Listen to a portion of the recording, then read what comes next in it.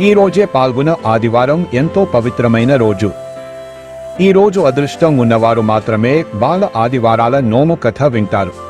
ఈ రోజు ఆడవారు ఈ కథను వింటే నిండు ముత్తైదుగా దీర్ఘ సుమంగళిగా జీవిస్తారు. ఈ రోజు ఈ కథను వింటే ఆ సూర్య భగవానుడి ఆశీస్సులు అంది ఆరోగ్యం ఐశ్వర్యం కలుగుతాయి. తెలిసి తెలియక చేసిన పాపాలన్నీ పోయి కోటి జన్మల మహాపుణ్యం వస్తుంది. మరి ఈ రోజు ఏ కథను వింటే మన ఇంట్లో సకల శుభాలు కలుగుతాయో ఈ వీడియోలో తెలుసుకుందాం.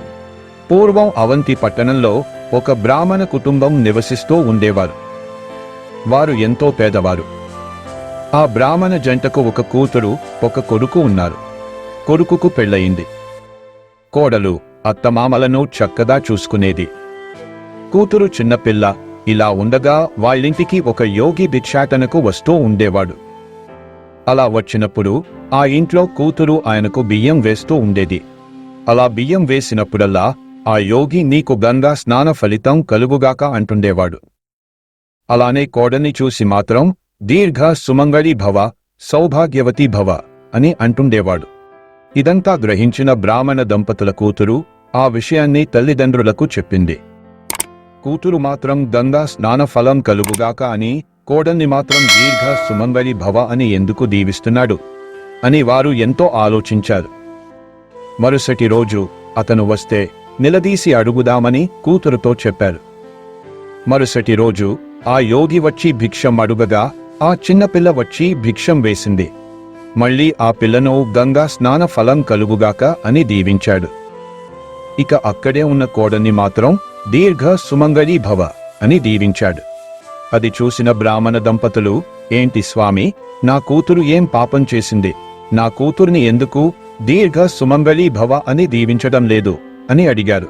అందుకు ఆ యోగి ఇలా అన్నాడు, చూడు తల్లి, మీ కూతురుకు పెళ్లి అవ్వగానే కొంతకాలానికే భర్త చనిపోతాడు. కనుకనే అలా దీవించాను. మీ కోడలికి 5వ తనం ఉన్నందున అలా దీవించాను అంటాడు. అది విని బ్రాహ్మణ దంపతులు బోరున ఏడ్చారు. కూతురు కూడా ఎంతో బాధతో దుఃఖించింది. ఇక బ్రాహ్మణ దంపతులు యోగిని ఉపాయం చెప్పమని ఎంతో ప్రాధేయపడ్డారు. దానికి అతను ఇలా చెప్పాడు, చూడు ఉత్తమ దంపతులారా, నీ కూతురుకు పెళ్లి అవుతుంది. తరువాత కొంతకాలానికి భర్త మరణిస్తాడు. భర్త చనిపోయిన వెంటనే అతన్ని ఇంటి లోపలి ఉంచి మీ అమ్మాయిని గంగా స్నానానికి తీసుకువెళ్ళండి.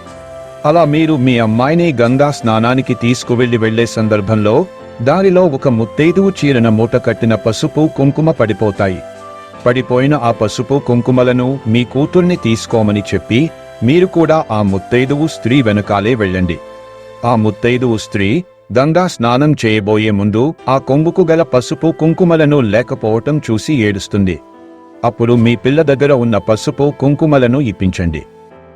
ఇదిగోనమ్మా నీ పసుపు కుంకుమ అని మీ కూతుర్ని ముత్తైదు స్త్రీకి ఇవ్వమనండి. అలా ఇవ్వగానే ఆమెను మీ పిల్లకు కొంచెం పసుపు కుంకుమ ఇవ్వమనండి. అలానే ఇస్తుంది. అలా ఇవ్వగానే గంగా స్నానం చేసి మీరు ఇంటికి వచ్చేలోపు మీ అల్లుడు బ్రతుకుతాడు అని చెప్పాడు. ఇక అది విని బ్రాహ్మణ దంపతులు ఎంతో సంతోషించారు.